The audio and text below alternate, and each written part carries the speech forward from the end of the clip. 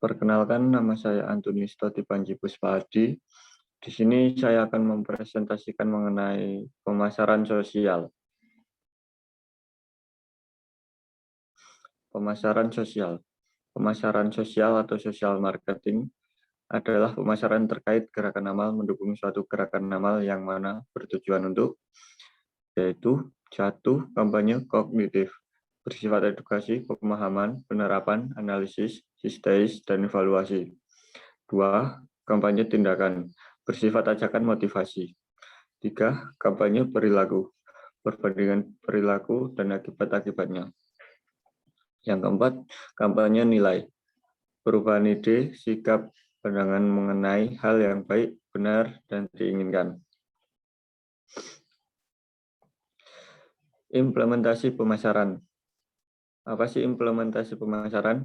Yaitu proses yang mengubah rencana pemasaran menjadi tugas, tindakan, dan memastikan proses tersebut mencapai tujuan yang dinyatakan dalam rencana.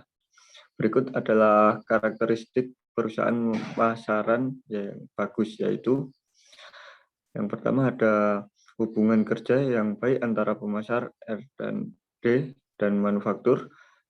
2. Ada hubungan kerja yang baik antara pemasaran, penjualan, dan layanan pelanggan. 3. Perusahaan terampil membangun nama dan citra mereknya. Yang keempat, perubahan fleksibel dalam memenuhi kebutuhan pelanggan yang beragam.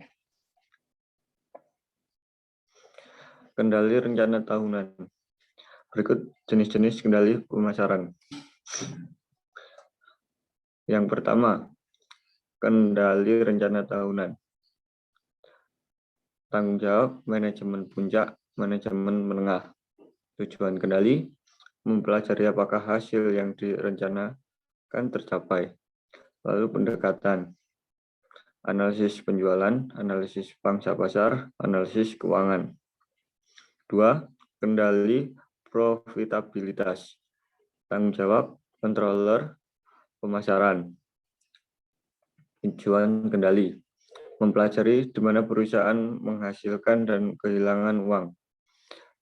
Lalu pendekatan profitabilitas berdasarkan produk, wilayah, pelanggan, segmen, saluran dagang, ukuran pesanan.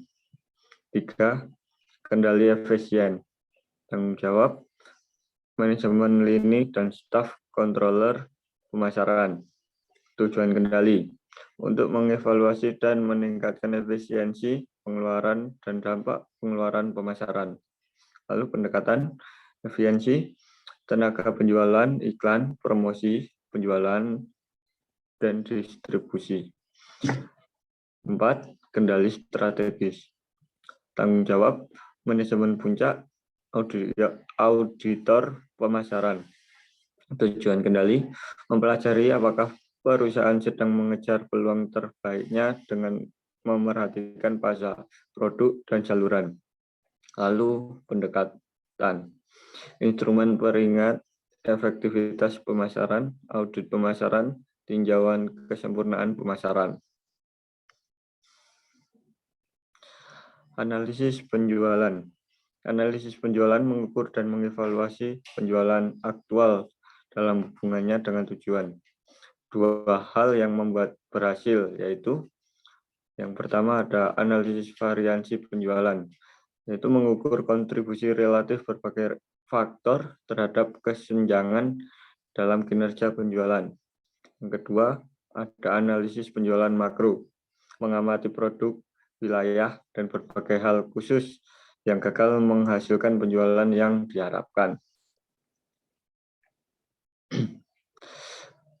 Lalu, analisis pangsa pasar. Penjualan perusahaan tidak mengungkapkan seberapa baik kinerja perusahaan relatif terhadap para pesaingnya.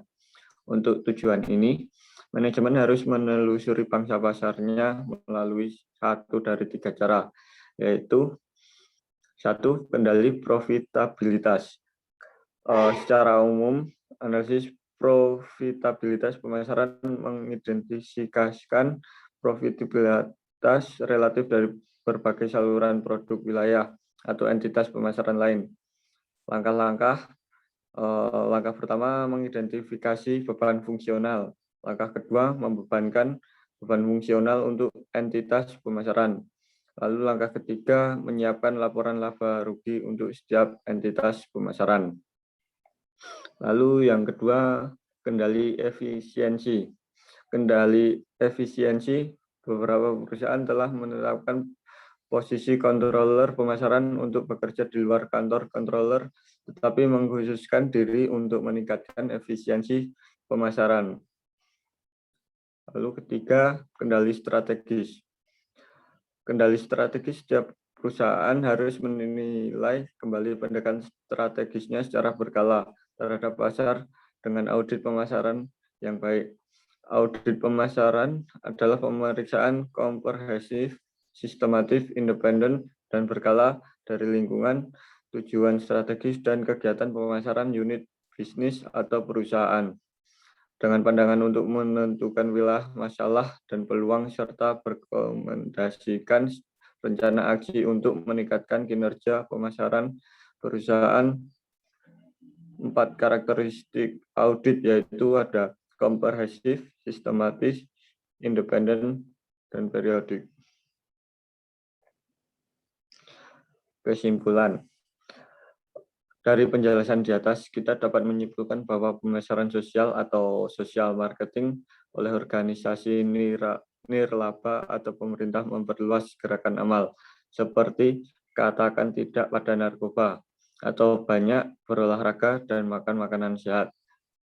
Pilihan tujuan atau arah yang benar bagi program pemasaran sosial merupakan hal yang penting. Pemasaran sosial menggunakan sejumlah taktik beberapa untuk mencapai tujuan ini. Terima kasih.